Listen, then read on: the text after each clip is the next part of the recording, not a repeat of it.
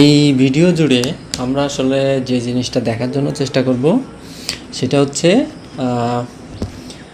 আমি যে যেভাবে কাজ করার কথা বলি, যে নিজে একটা স্কিল গ্রো করতে হবে, পাশাপাশি নিয়মিত সেটা নিয়ে ভিডিও করতে হবে, প্লাস সেটা নিয়ে ভিডিও করার সময় যে উদাহরণগুলো দিতে হবে সেটা যেন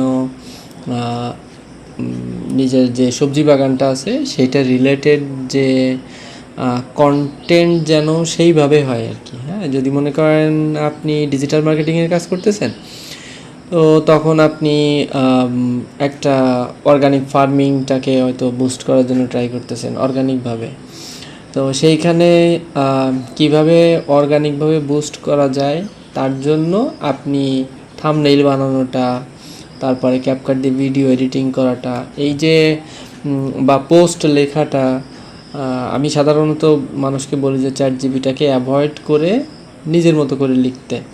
তার কারণও ওইটা যে চ্যাটজিপিটিটাকে অ্যাভয়েড করে নিজের মতো করে যদি লেখা হয় তাহলে সেই জিনিসের ভিতরে একটা টাচ থাকে। মানে হঠাৎ করে কেউ যদি আপনাকে প্রশ্ন করে বসে যে তোমার একটা পোস্টে দেখলাম তো অনেক বেশি লাইক কমেন্ট আছে বা অনেক এঙ্গেজমেন্ট অনেক বেশি তুলনামূলকভাবে, বা তুমি যে পোস্টগুলো দাও সেখানে তুলনামূলকভাবে এঙ্গেজমেন্টটা বেশি, এটা তুমি কীভাবে করেছো?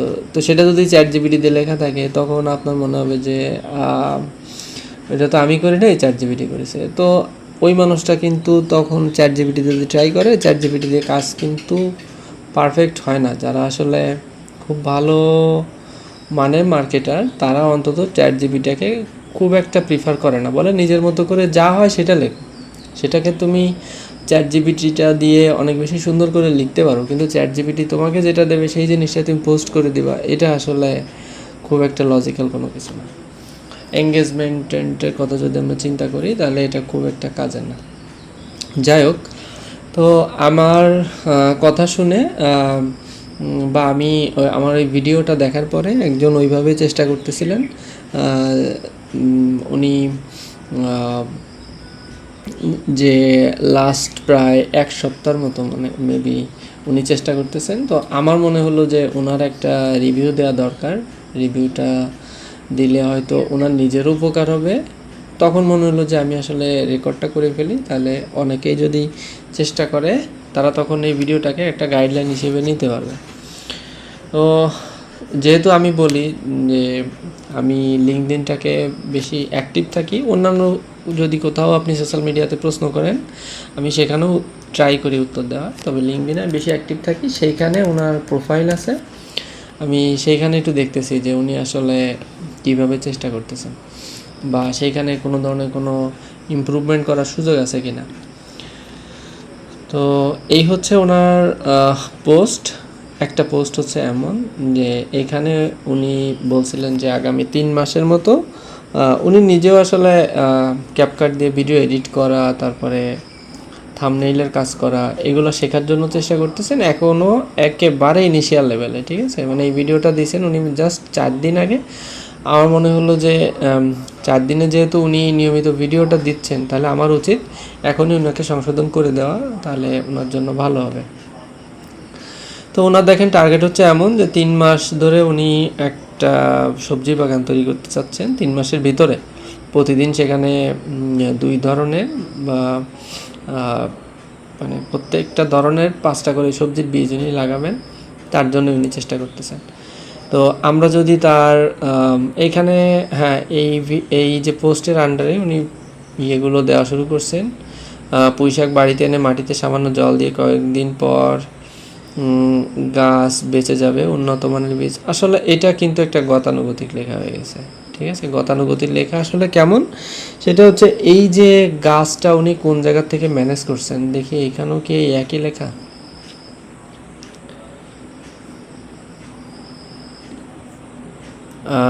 এখানেও মনে হচ্ছে একই ধরনেরই লেখা, ঠিক আছে। এখানে দেখতেছি যে সেই একই ধরনের লেখা উনি দিয়েছেন। এই একই ধরনের লেখা দিলে কিন্তু হবে না। আর একটা জিনিস হচ্ছে কেন দিলে হবে না, কারণ হলো যে এই একই টাইপের লেখা চ্যাটজিপিটির কাছ থেকে নিয়ে যদি উনি দিয়ে থাকেন বা চ্যাট জিপিটি স্টাইলে যদি এই গতানুগতিক একটা লেখা উনি নিজেও দিয়ে থাকেন, তাহলে ইন ফিউচারে যে হচ্ছে যে মানে সার্চ ইঞ্জিন হোক বা ইউজার হোক, তাদের কাছে সার্চ ইঞ্জিন প্লাস চ্যাট জিপিটিও তো ডাটা কালেক্ট করে, তো তার কাছে এনার আর কোনো আলাদাভাবে কোনো একটা প্রেজেন্স থাকবে না, কোনো গুরুত্ব থাকবে না, কারণ তারা তখন অলরেডি জানে যে এই মানুষটা সচরাচর একটা সাধারণ মানের একটা কন্টেন্ট দেয়, যদিও তার ভিডিওটা কিন্তু ইউনিক একটা ভিডিও, কিন্তু ডেসক্রিপশন না থাকার কারণে এবং ভিডিওতে কোনো ধরনের যে সাউন্ড যেটা আছে সেটা কিন্তু প্রকৃতির একটা সাউন্ড, যেটার কারণে ওনার কিন্তু এখান থেকে ভালো কিছু হওয়ার সম্ভাবনা কিছুটা হলেও কমে যাবে বা কম থাকবে, যারা আসলে এই ভিডিওতে কথা বলে দিচ্ছে তাদের থেকে। তো এইটাকে উনি কিভাবে ওভারকাম করতে পারতেন, সেটা হচ্ছে উনি এখানে দেখেন, উনি কিন্তু এই যে গাছ মানে পুঁইশাক গাছের গাছ থেকে উনি চেষ্টা করতেছেন পুঁইশাক গাছ তৈরি করার না তো উৎপাদন করার নিজের খাবারের জন্য।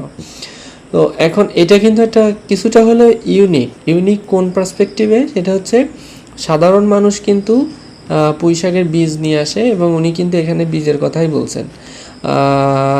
পুঁইশাক বাড়িতে নিয়ে ছোটো ছোটো করে কেটে নিয়ে মাটিতে সামান্য জল দিতে হবে, কয়েকদিন পর পুঁইশাক গাছ বেঁচে যাবে। আচ্ছা, উনি এখানে আবার দেখতেছি বীজের কথা বলতেছেন উনি।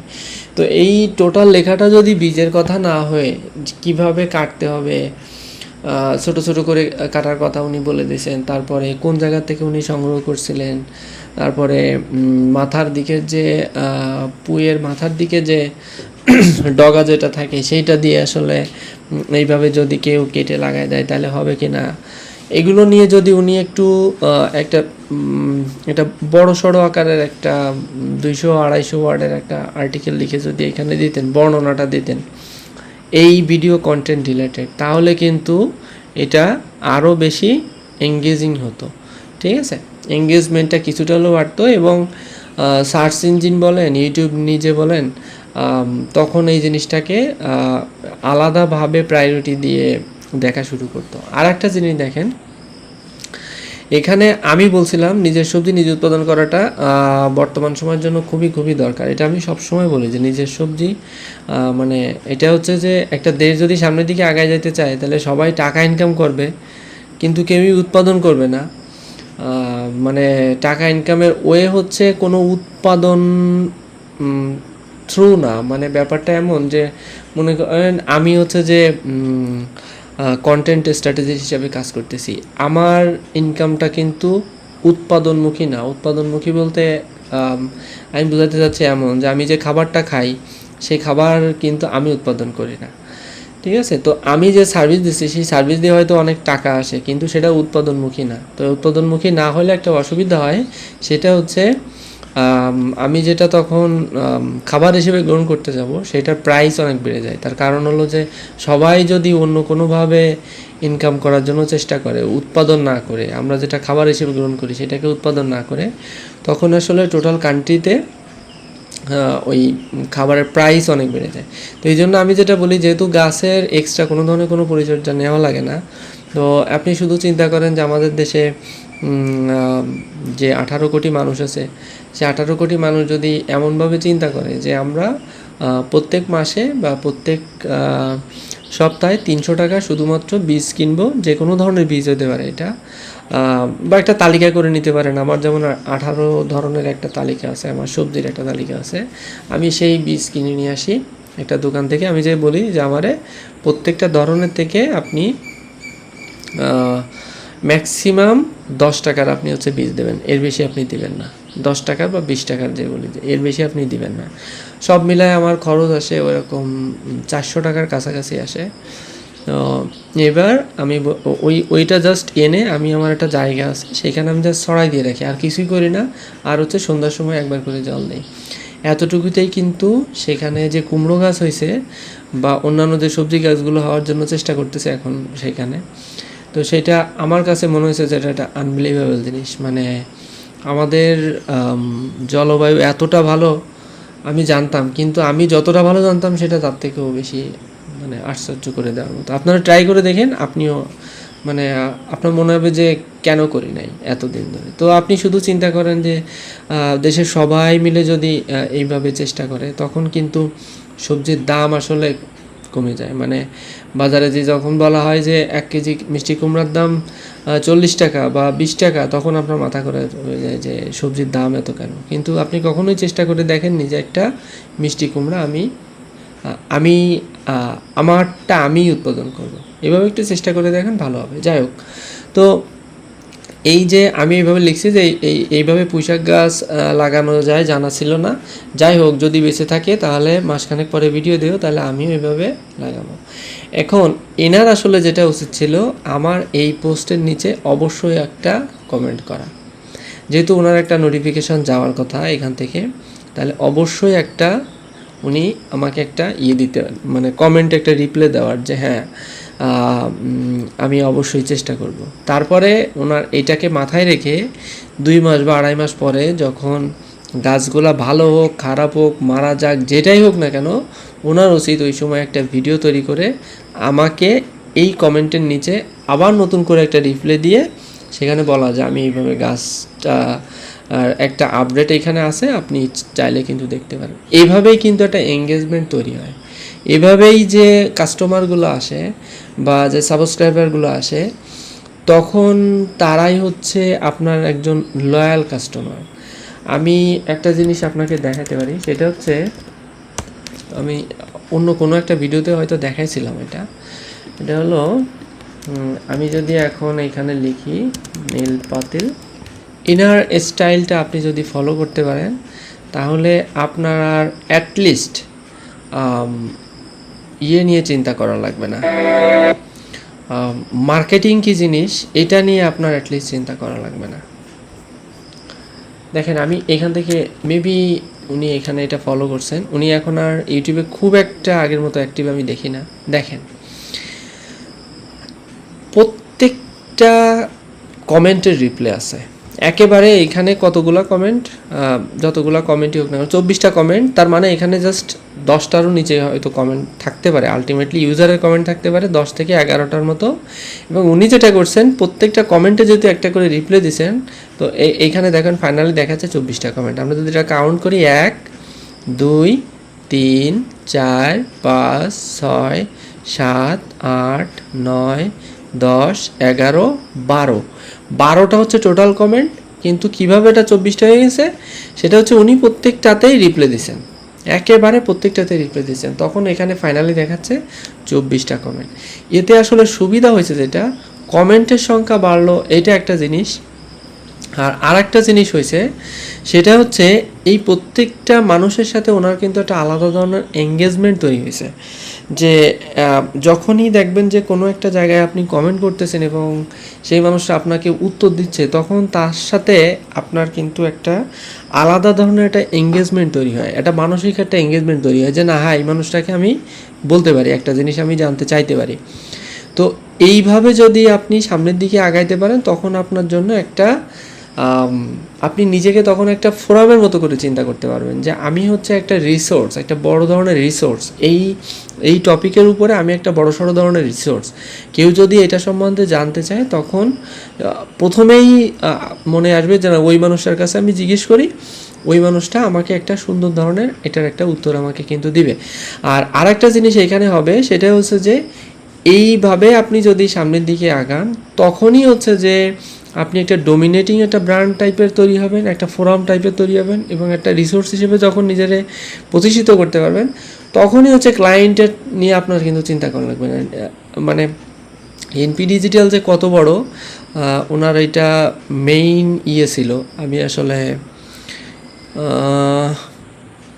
এনপি ডিজিটাল মেবি ওনার হচ্ছে, হ্যাঁ, এই যে এনপি ডিজিটাল হচ্ছে ওনার মেইন এজেন্সি। এবং এটা যে কত বড়, এটা আপনি যদি চ্যাটজিপিটিতে যে কখনো যদি সার্চ করেন যে টপ এসইও এক্সপার্ট, তাহলে দেখবেন সেখানে নীল পাতিলের নাম চলে আসছে। ঠিক আছে, তো উনি হচ্ছে এমন। তো এইবার দেখেন ওনার একটা ইউটিউবের পোস্টে আসলে কি আছে, আপনি যদি খেয়াল করেন, তাহলে উনি কিন্তু একটা টেবিল অফ কন্টেন্ট তৈরি করে দিছে এখানে। তারপরে একটা এখানে ওনার যে রিসোর্স লিঙ্ক, আসলে রিসোর্স লিঙ্ক কি, সেটা হচ্ছে যে এই ভিডিওতে যেসব জিনিসের কথা উনি বলছেন তারই রিসোর্সগুলোর কথা এখানে বলা আছে। ঠিক আছে, এর ভিতরে যে উবার সাজেস্টটা কিন্তু উবার সাজেস্ট এটা কিন্তু ওনার, অ্যান্সার দ্য পাবলিক এটা ওনার, আর নিচের যেগুলো আছে এগুলা ব্যাকলিঙ্কো মজ এগুলো অন্য ওয়েবসাইট। আচ্ছা, তারপরে উনি যেটা করছেন, ওনারা এখানে একটা দেখেন সুন্দর একটা বর্ণনা দেওয়া আছে, যেটা আমি এখানে বলছি যে উনি কিন্তু বর্ণনাটা আরও সুন্দর করে দিতে পারতেন, রিলেভেন্ট একটা বর্ণনা দিতে পারতেন। আপনার এমন কেউই আপনাকে বলে নাই যে আপনি প্রতিদিন 8 থেকে 10টা করে ভিডিও দেন, আপনার 8 থেকে 10টা করে ভিডিও দেওয়ার দরকার নেই।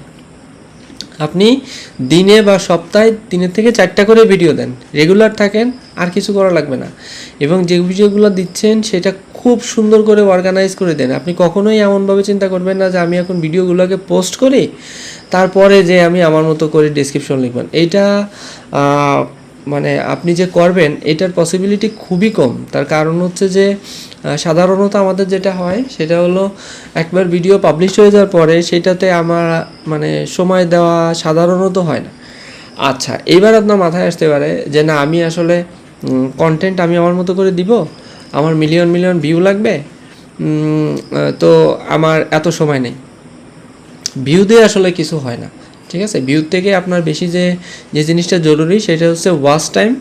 আর ওয়াচ টাইমের থেকে, ওয়াচ টাইম মানে একটা মানুষ একটা ভিডিও এসে কত সময় ধরে দেখতেছে। আপনি 10 মিনিট ধরে এখানে একটা ভিডিও দিচ্ছেন, 12 মিনিটের একটা ভিডিও দিচ্ছেন, তো সে 12 মিনিটের ভিডিওটা যদি আমার কাছে দেখার মতো না মনে হয়, আমার যদি মনে হয় যে 12 মিনিটের ভিডিওটা আমি এইখানে একবার টেনে দিয়ে দেখি, এইখানে একবার টেনে দিয়ে দেখি, লাস্টে কী হলো, এরকম যদি মনে হয়, তাহলে কিন্তু আসলে এটা মানে আপনি শুধু চিন্তা করেন যে ইউটিউবের মালিক আপনি তখন একটা পুঁইশাকের চারা রোপণের একটা ভিডিও আপনি র্যাঙ্ক করাতে চাচ্ছেন।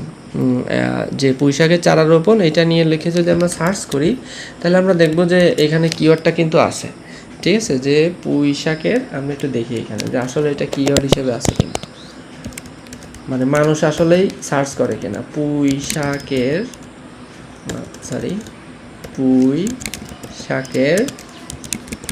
চারা, এটা দেখেন আছে পুঁইশাকের চারা তৈরি, পুঁইশাকের ডাটা থেকে চারা তৈরি। এটা কিন্তু এই এই এই মানুষটা আসলে যেটা দিয়ে চেষ্টা করছেন সেটা কিন্তু এই যে পুঁইশাকের ডাটা থেকে চারা তৈরি। তো আমি যদি এবার এখান থেকে সার্চ করি, তাহলে দেখেন এনারা কি সুন্দর করে আসলে বলে দিয়েছেন যে আমি কিভাবে পুঁইশাকের ডাটা থেকে চারা তৈরি করলাম। এটা 3 বছর আগে দিছেন।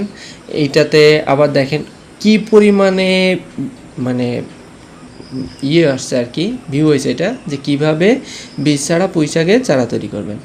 যে 3 বছর আগে দিয়েছিলেন এটা 1 লাখের উপরে ভিউ হয়ে গেছে। এটা তার মানে হচ্ছে যে এই যে উনি যে ভিডিওটা দিয়েছেন ওই ভিডিওটা কিন্তু আসলে ওই ধরনের মানুষ মানে ওই ধরনের ভিডিও কিন্তু আসলে মানুষ খুঁজে থাকে।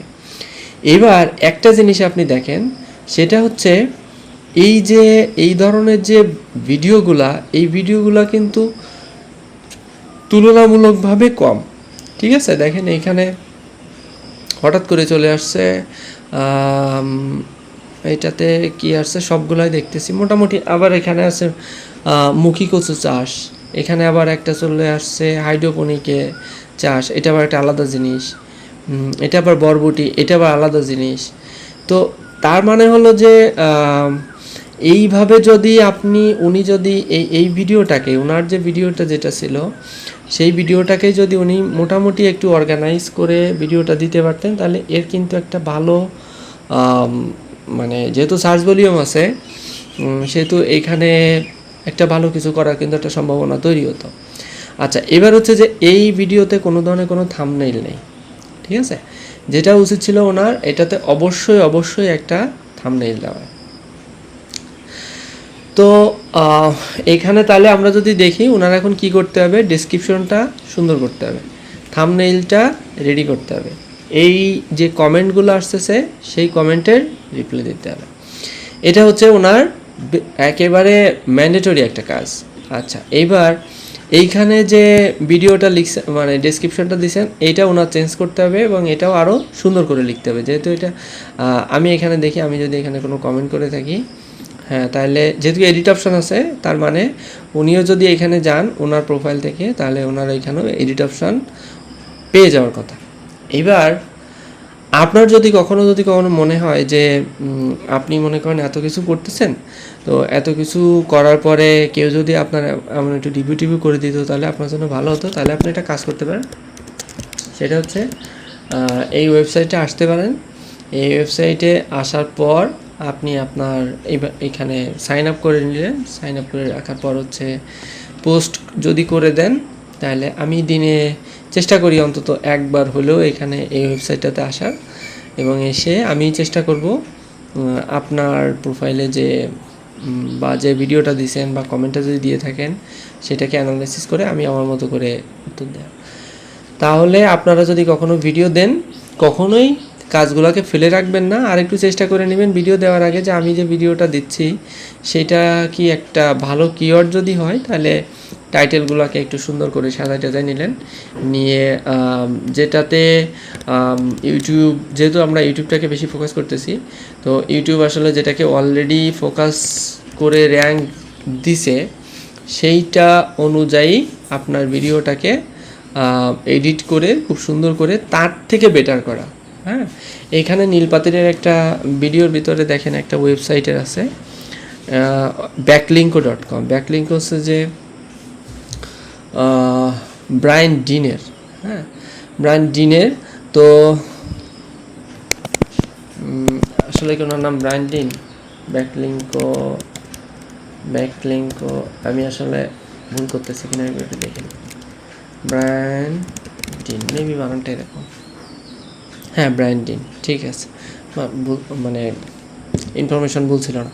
তো ওনার একটা স্ট্র্যাটেজি ছিল এমন, সেটা হচ্ছে কোনো একটা কন্টেন্টে আপনি যদি আপনার যে কম্পিটিটর আছে তাদের থেকে ভালো করতে চান, তাহলে খুব সহজ সরল একটা জিনিস হচ্ছে স্ক্রাইপার কন্টেন্ট লেখা। স্ক্রাইপার কন্টেন্টের কনসেপ্টটা কেমন, সেটা হচ্ছে স্যার আপনার কিওয়ার্ডে যারা অলরেডি র্যাঙ্ক করে আছে 10 জন, সেই মানে এই যে টপ যে 10টা রেজাল্ট, সেই 10টা রেজাল্টকে আপনি এক জায়গায় করেন, এক জায়গায় করে ওই 10টাকেই সামারাইজ করে আপনি একটা কন্টেন্ট লেখেন যে ওই 10টা টোটাল যে রিসোর্স আছে, সেই রিসোর্সগুলো যেন বা ইনফরমেশন আছে বা ডাটা আছে, সেটা যেন আপনার কন্টেন্টে থাকে।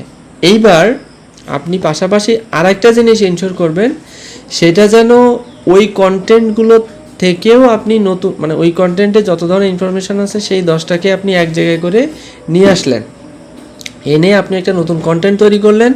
পাশাপাশি আপনি যেটা করবেন সেটা হচ্ছে ওই কন্টেন্টের রিলেভেন্ট আপনার কাছে যেটা মনে হয় সেই যে ডাটা বা ইনফরমেশান, সেটা আপনার নতুন কন্টেন্ট অ্যাড করে দিবেন। তো আপনার এখন কাজ হবে হচ্ছে যে এই কিওয়ার্ডে যদি আপনি র্যাঙ্ক করতে চান, তাহলে অবশ্যই আপনার, আমি যেমন সার্চ করলাম যে পুঁইশাকের, এখানে আমি যদি লিখি এখন মানে ওনার ক্ষেত্রে পুঁইশাকের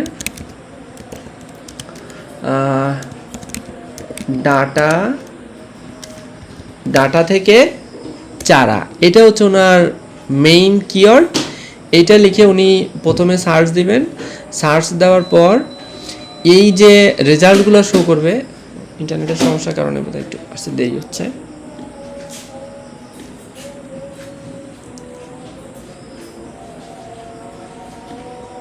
হ্যাঁ, এই যে এইখানে দেখেন যেভাবে টাইটেলগুলো দিয়েছেন, এটা একটু অ্যানালাইসিস করে যে পুঁইশাকের ডাটা থেকে খুব সহজেই না, পুঁইশাকের ডাটা থেকে চারা তৈরি, এখানে দেখেন যে ওনারা কিন্তু রিয়েল ছবিগুলো দিছেন এখানে, ঠিক আছে, যে এইভাবে তৈরি করা যায় আর কি। তো এইভাবে যদি উনিও কেটে ওইভাবে ছবিগুলো রেডি করে নিয়ে, এই যে দেখেন এখানে কিন্তু টোটালটা উনি দেখাননি, ভিডিওতে মেবি উনি টোটালটা দেখাননি, কিন্তু এখানে দেখেন ছবি দেওয়ার সময় কিন্তু এইভাবে কাটিংটা যেটা ছিল সেটা কিন্তু থাম্বনেইলে উনি দিয়েছেন। তাহলে ওনারও উচিত এখন এইভাবে ওনার থাম্বনেইলটাকে রেডি করে ওই পোস্টটাকে আপডেট করে, টাইটেলটাকে আপডেট করে, তারপরে যে কমেন্টটা আছে সেই কমেন্টের রিপ্লাই দিয়ে, তারপরে যদি উনি এখান থেকে সামনে আগাইতে চান তখন আসলে এইখানে ভালো করাটা, বা যেহেতু ভিডিওতে এখানে আমরা দেখতেছি যে হিউজ পরিমাণে একটা ভিউ আছে এবং 4K ভিডিও সেটা, হ্যাঁ 4K ভিডিওটাতে দেখতেছি যে ভিউ একটু বেশি হয়েছে তুলনামূলকভাবে, যদিও আমার কাছে এটা খুব একটা ইয়ে মনে হয় না, খুব একটা লজিক্যাল মনে হয় না। এটা খুবই ঝামেলা করতেছে। যাই হোক, তো এখন তাহলে ওনার কাজ হবে হচ্ছে যে এই ভিডিওগুলোকে অ্যানালাইসিস করে ওনার ভিডিওটাকে মানে একেবারে টপ ক্লাস করে ফেলা, যেন ওনার যে কম্পিটিটর আছে তাদের থেকেও যেন ওনার এটা বেশি ভালো হয় এবং বেশি ইনফরমেটিভ হয়, এবং একটা মানুষ দেখার পরে তার যেন নতুন করে আরেকটা ভিডিও দেখা না লাগে। তো এই হচ্ছে ওনার জন্য আপাতত মেসেজ। আমার মনে হয় উনি এইভাবে চেষ্টা করবেন এবং অবশ্যই ভালো করবেন। পাশাপাশি আপনি যদি চেষ্টা করেন অবশ্যই এইভাবে চেষ্টা করতে পারেন। আর অবশ্যই এই ওয়েবসাইটটাকে ব্যবহার করে আপনি যদি আমার কোনো সাজেশন চান আপনি চেষ্টা করতে পারেন। আমি অবশ্যই চেষ্টা করব আপনার যেসব কোয়েরি আছে তার শতভাগ উত্তর দেওয়ার জন্য। ভালো থাকবেন, সাবধানে থাকবেন, নিজের খাবার নিজে উৎপাদন করেন, নিয়মিত গাছ লাগান।